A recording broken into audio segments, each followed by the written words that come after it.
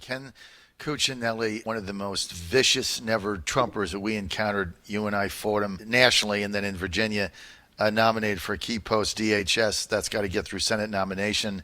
A lot of people upset by that pick because of the things he said and he did, throwing his credentials down. Of course, for me in Cleveland, he was a complete horror story for the 10 days as I was there, as you know, running rules, and I was the whip. Is he going to get confirmed? No. No. He can't. Look, guys like John Thune, who I don't consider a bomb thrower, okay, are basically saying Ken's nomination is dead on arrival. Mm-hmm. And, you know, John, I was there to turn the lights on of the Trump campaign. Mm-hmm. Ken was there to try and shut the lights off at the convention, okay? Let's not kid ourselves. And I like Ken, and I've got, you know, a fine relationship with him. But this wasn't done 20 years ago.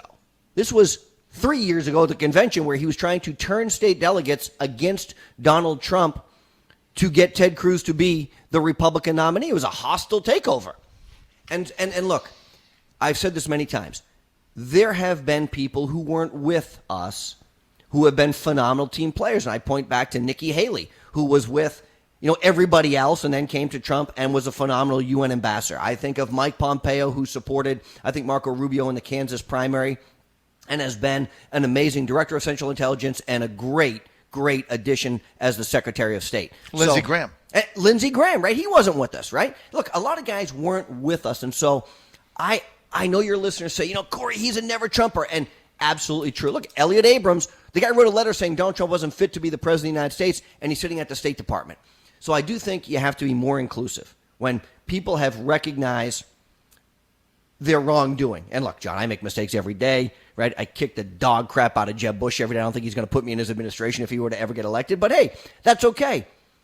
But that being said, I don't believe, based on the information I've heard from the U.S. senators who are sitting there, whether it's Mitch McConnell, whether it's John Cornyn, whether it's John Thune, or others, Ken Cuccinelli can make it through a Senate confirmation process. And the disappointing part for me is, why would you attempt to take a position in the government when you can't get confirmed, because it ultimately reflects poorly on the president? You could have created a different role, something like the immigration czar position that doesn't require a Senate confirmation. Now, he's in an acting role right now.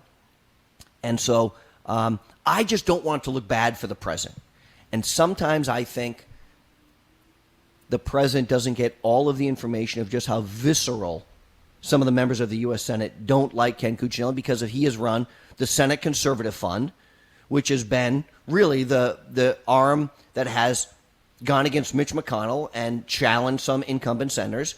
And these guys, it's a club, John. It's a very small club up there.